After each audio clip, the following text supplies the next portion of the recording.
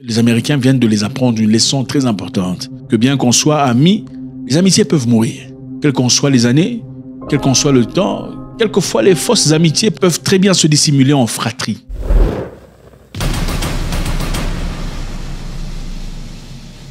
La Russie vient d'exploser un bateau appartenant à la Suisse en provenance de la Grande-Bretagne, portant des équipements militaires à destination pour l'Ukraine. Ils ont repéré ça à travers leur service d'intelligence. Le bateau était marqué sous un autre nom, au nom de l'Avanté, enregistré à la Suisse. Mais à son arrivée à Odessa, le bateau a été ciblé par des missiles Highlander. 2 employés auraient été blessés dans cette histoire. Donc ça se passe maintenant. Nous savons tout ce qui s'est passé il y a quelque temps. Le président ukrainien est parti rencontrer les dirigeants européens en Grande-Bretagne. C'est pendant cette discussion où le premier ministre britannique avait proposé 2 milliards de dollars d'aide à l'Ukraine, qu'au même moment, ils envoyaient déjà un bateau rempli de munitions et d'armements qui a été repéré par le service d'intelligence russe et a été bombardé.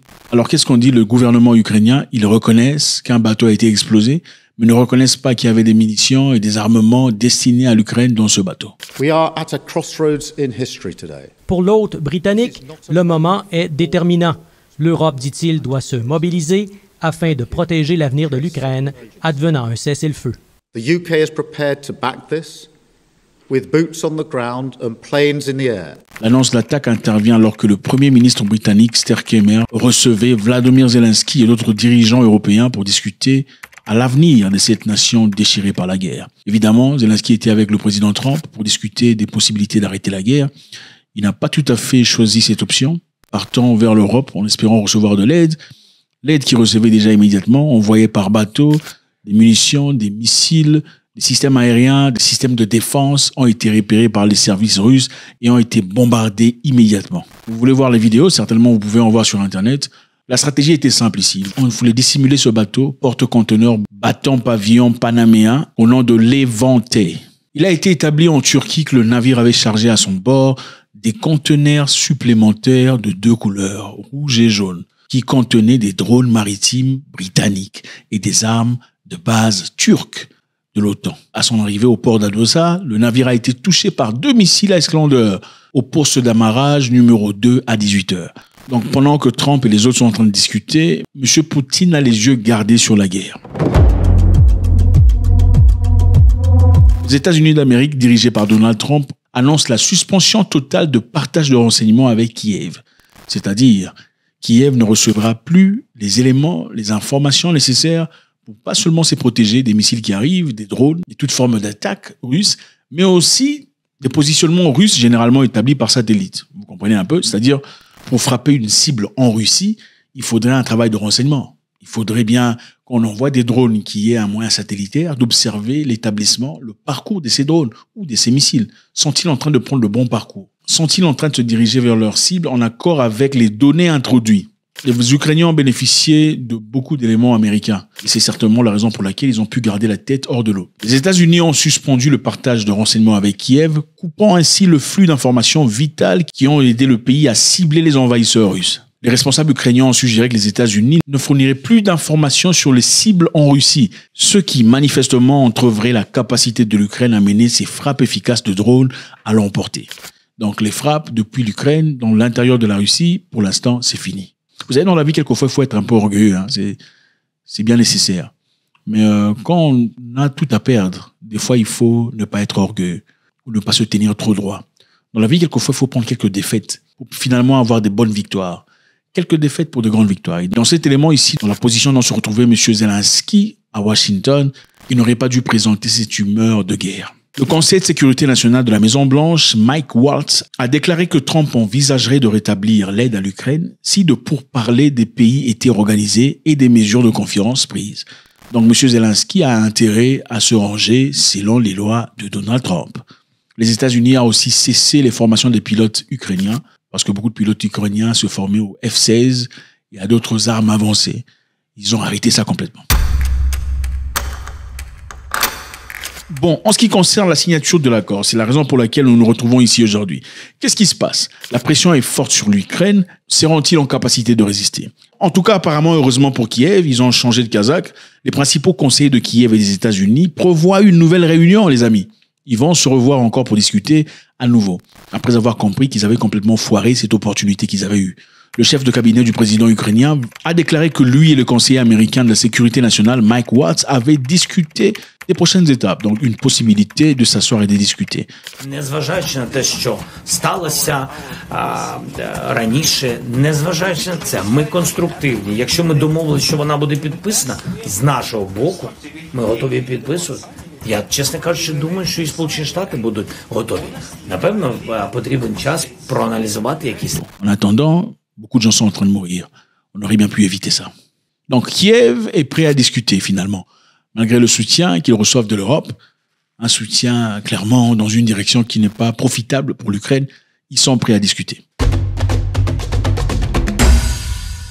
Alors, cette dame, les amis, qui est très belliqueuse, je ne sais pas si elle a déjà fait la guerre, en tout cas, elle dit que les dirigeants de l'Union européenne doivent s'organiser d'urgence, trouver un moyen d'élever leur budget militaire. C'est-à-dire l'Europe vient de réaliser qu'ils doivent se protéger seuls. Rearm Europe could mobilize close to 800 billion euros of defense expenditures for a safe and resilient Europe. Le moment où tout le monde s'attendait à ce que les États-Unis jouent le rôle du protecteur est résolu. Ça y est, c'est bon.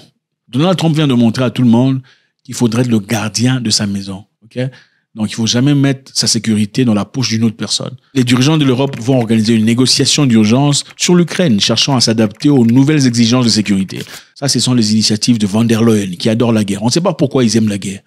Trump essaie de finir la guerre, eux, ils veulent continuer la guerre. Ils veulent se convenir sur des moyens d'augmenter rapidement leur budget militaire, après que l'administration Trump a signalé que l'Europe devrait prendre soin de sa propre sécurité et a également suspendu son aide à l'Ukraine. Donc voilà, vous savez, il y a très longtemps, je ne sais pas pourquoi, les Européens ont décidé, OK, on ne va plus investir dans notre armement, on ne fera plus rien pour notre défense, on va laisser aux États-Unis d'Amérique s'en charger. En attendant, on va dépenser notre argent dans nos histoires internes et tout le bazar. Et ben voilà, les Américains viennent de les apprendre une leçon très importante, que bien qu'on soit amis, les amitiés peuvent mourir. Quelles qu'en soient les années, quel qu'en soit le temps, quelquefois les fausses amitiés peuvent très bien se dissimuler en fratrie. Donc il faut faire très attention. Alors un jeune militaire britannique a été capturé en Russie, il combattait pour l'Ukraine. Il a été condamné et jugé et cerné 19 ans de prison en Russie. Ce militaire britannique fera 19 ans de prison. Il s'appelle James Scott Rees Anderson, 22 ans d'âge, accusé de terrorisme et d'activités mercenaires après sa capture à Kursk. Petit, qu'est-ce que tu vas faire à Kursk? Tu quittes la Grande-Bretagne pour aller à Kursk. Hein? Tu laisses les haricots des Britanniques là avec les bacon pour aller à Kursk. En tout cas, 22 ans d'âge. Tu cherches quoi? Il y a les gens ont des problèmes différents en tout cas. Généralement, les Russes traitent traditionnellement les étrangers combattant dans l'armée ukrainienne comme des mercenaires. Et il est affirmé qu'ils ne sont pas soumis aux protections standards offertes aux prisonniers de guerre. Vous savez, il y a une loi pour la guerre. Okay? Ce n'est pas n'importe comment qu'on se bat dans la guerre. On ne tue pas les gens n'importe comment. Surtout quand vous rencontrez une personne qui lève ses mains, qui ne veut pas se battre, on ne le tue pas. Sinon, ça sera des crimes de guerre. Mais quand vous rencontrez des mercenaires, en tout cas, la loi est différente. On ne les protège pas. Ils peuvent être finis. Et généralement, les combattants externes, non ukrainiens, qui combattent pour l'Ukraine dans ce conflit sont généralement traités comme de mercenaires. Mais celui-ci a quand même bénéficié d'un procès. On va le jeter en prison. On va certainement s'en servir pour des échanges plus tard. Dans ce cas, on ne peut malheureusement pas nier ni prétendre qu'il n'était pas militaire parce que sa famille a confirmé qu'il était autrefois soldat dans le Royal Service Corps de l'armée britannique. Donc, la Grande-Bretagne est manifestement engagée dans la guerre directe contre la Russie. Donc voilà, Poutine a déclenché des frappes de missiles pour couler un bateau, un cargo qui transportait des conteneurs ayant des armements pour l'Ukraine. Ils ont fait usage des missiles Islander. Les services de renseignement russes, top, savaient exactement ce qui se passe, ils ont complètement détruit. Le régime de Donald Trump suspend le partage de renseignements avec l'Ukraine. Ces renseignements étaient vitaux dans cette guerre, ça sera très difficile. Les Ukrainiens, finalement, décident de signer l'accord. Okay? Ils sont prêts à discuter. Ils ont pris rendez-vous avec les représentants américains pour finalement aller s'asseoir et discuter et trouver une solution finale. Ursula von der Leyen, okay, elle veut la guerre. Elle veut que les Européens se mettent ensemble et augmentent leur budget militaire pour se défendre, pour finalement décider pour eux-mêmes. Si une fois les États-Unis leur tournaient le dos, ils peuvent continuer à faire ce qu'ils ont envie de faire. La question qu'on se pose ici, les amis, c'est pourquoi les Européens veulent la guerre? Parce que Poutine et Trump clairement ne veulent plus de cette guerre.